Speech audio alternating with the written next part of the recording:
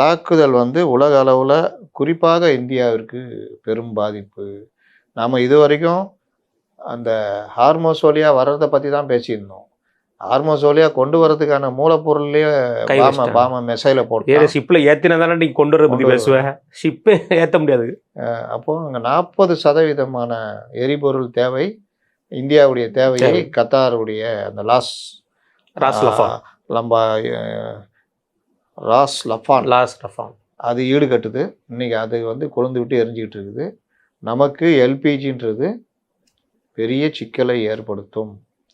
இதுக்கு மாற்று வழியை இந்தியா தேடி ஆகணும். இந்தியா மிகப்பெரிய நாடு, ஆனால் 40% நம்முடைய தேவைன்னா இல்லை ஒன்றுமே இல்லைண்ணா. இது தாண்டி நம்ம பார்க்குறது நமக்கு தெரிஞ்ச வரைக்கும் உலகம் முழுவதும் பார்த்தீங்கன்னா இதுக்கு தாண்டி அமெரிக்காவோட ஏஜென்சி ஒன்று இருக்குது, ரஷ்யா, அப்புறம் ஆஸ்திரேலியா.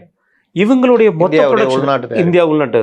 இவங்க ஆனால் இந்த 3 கண்ட்ரியோட மொத்த ப்ரொடக்ஷனே 60% மட்டும்தான் கொடுக்குறாங்க. அதுலேயுமே இப்போ யூஎஸோட ப்ரொடக்ஷன் சதவீதம் குறைஞ்சிருச்சு கடைசி 2 வருஷத்தில்.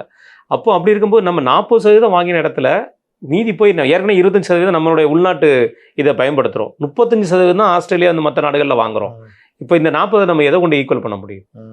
இதில் எந்த இடத்துலையுமே இந்தியாவோட தலைமை எதை பொறுப்பு இருக்குன்னு தெரியலை. ஆனால் இதில் இன்னொரு பெரிய விஷயம் என்னென்னா, இந்த போரில் பொறுத்த வரைக்கும் எல்லாத்துலேயுமே மதசாயம் பூசுகிற மாதிரி இந்த போருக்கும் ஒரு மதசாயம் பூசுறது. ஈரான் கொஞ்சம் பொறுமையாக போகலாம், ஈரான் அதை பண்ணலாம் அப்படின்னு. இதை சொல்லாமான்னு தெரியல. இந்த ராஜீவ்காந்தி அவர்களுடைய மரணத்துக்கு அப்புறம் இலங்கையில் நடந்த ஒரு கொடூரத்தை பார்த்துருக்கோம். ஒரு தலைவர் நடந்த கொடூரம் இன்னைக்கு இலங்கையில் நம்ம தமிழ் மக்கள் இறந்தது அது எதுக்காகன்னு எல்லாருக்குமே தெரியும். அதேமாதிரி அவங்களுடைய கமினிங்கிற ஒரு மிகப்பெரிய தலைவர் நேற்று இராணுவத்தோட தளபதி அர்ஜாரி அவரையும் அடித்து கொண்டிருக்காங்க. அவங்க அதுக்கப்புறம் அவங்களுக்கு என்ன தோணும்? எனக்கு 2 கண்ணும் போயிட்டு இழப்பதற்கு ஒன்றும் இல்லை.